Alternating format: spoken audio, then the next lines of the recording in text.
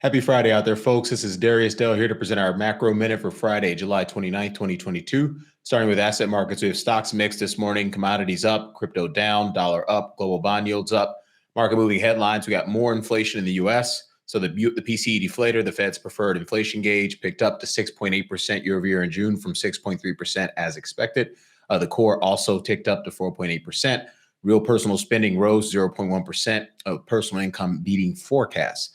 Employment costs rose in the second quarter by more than forecasts. The employment cost index, a broad gauge of wages and benefits, increased 1.3% in the period. So getting more inflation both on reported and on wages. And so the sort of expectation that the market is pricing in, that the Fed is about to pivot, in our opinion, is continues to be the wrong view. It doesn't necessarily mean that our view has to get priced into the market today, tomorrow, or any given week. We have time.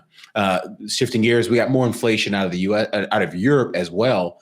So Euro area inflation accelerated more than forecast to a record 8.9% year over year in July.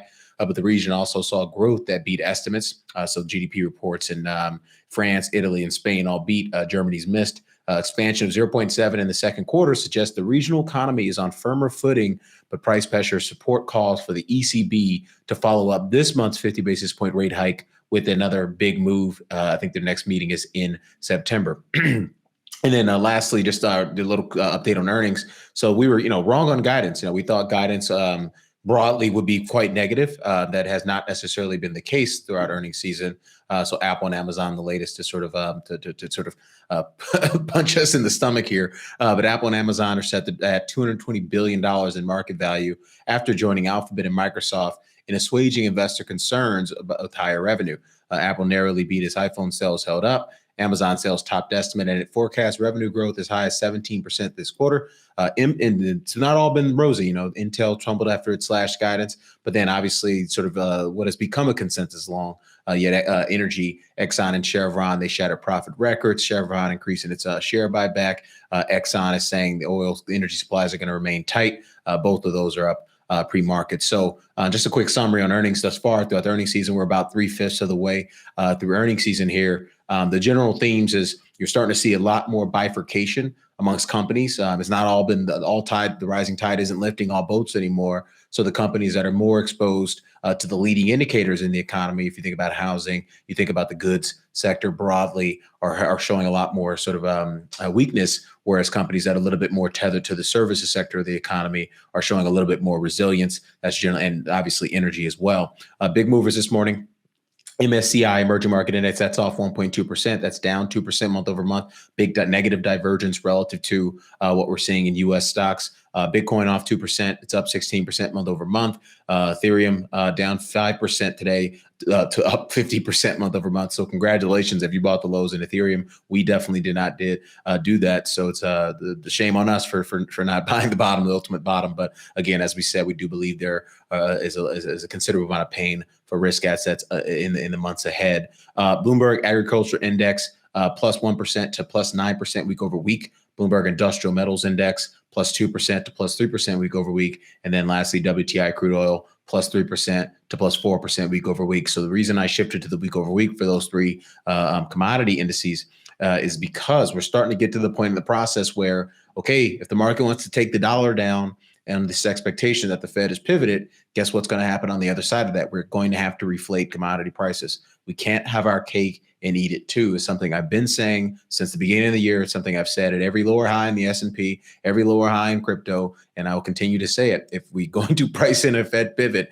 a too dovish Fed pivot, you're going to get $120 crude oil again. You're going to have commodity prices, particularly food prices, given the global stockpile situation, going to be rocketing to the moon again. And all the sort of core inflationary pressure that we've been talking about on this program and in our research, it's going to get recoupled with more headline inflationary pressure, and it's going to keep the Fed actively engaged in draining liquidity for much longer than I think the average investor currently anticipates, just given the response we've seen to the July FOMC. So getting into our slides here. Just wanted to put some context around the PCE data, both on the inflation side, but also on the spending side this morning. So this is June data, so closing out the month. 0.2% on a 3-month annualized rate of change basis. So consumer spending, this is broadest measure of consumer spending, real consumer spending. The U.S. consumer is tapped out 0.2%. You guess that number is going higher or lower in the third quarter. I'm gonna take the under on that. Real goods PCE accelerated a little bit, but it's still contracting down 5%, 3-month annualized. But the big shocker here is the big slowdown we're seeing in services consumption.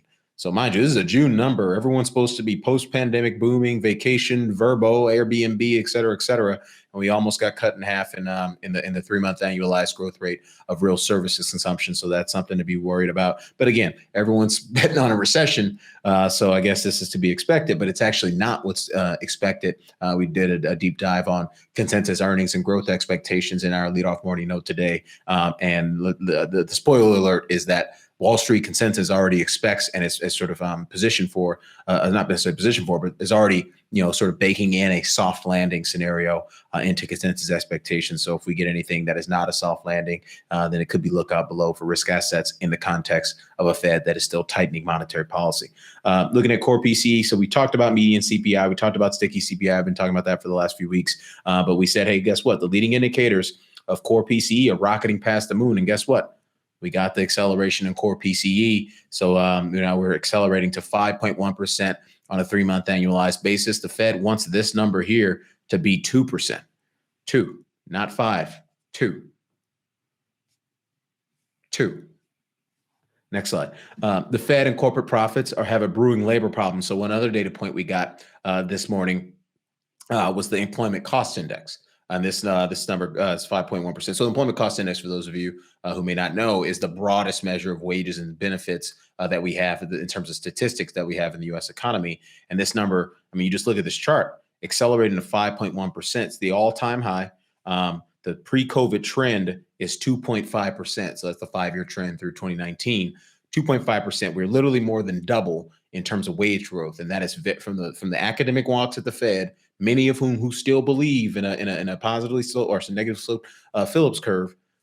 They're going to see this number and say, "Oh my God, we're going to have an inflation wage price spiral on our hands." And guess what? This concept that they're about to pivot with inflation at 9% headline, core PCE accelerating to 5% on a 3-month annualized basis, and employment cost index accelerating to an all-time high. That's double the rate that our trend rate of employment cost inflation.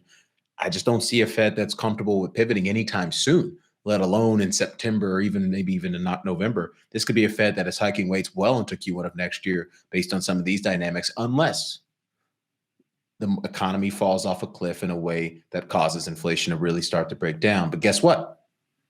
The economy falling off a cliff in a way that causes inflation to really start to break down is not baked into consensus forecasts for GDP or earnings. So guess what? Wall Street will not have its cake, and it will not eat it too. So I think we're still in that same dichotomy. But anyway, getting into our volatility adjusted momentum signals and probable ranges.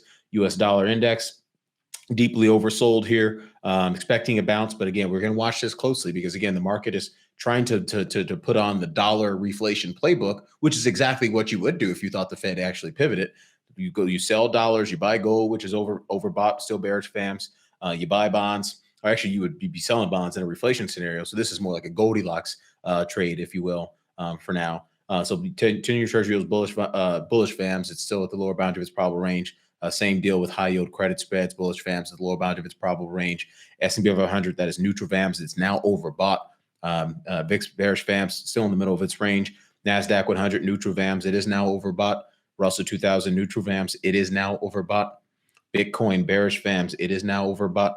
Ethereum bearish FAMs, it is now overbought. If I sound like a broken record, definitely it. Shanghai Composite neutral FAMs, one of the things that is not participating in this equity rally. Shame on me for that. WTI crude oil neutral FAMs still in the middle of its range.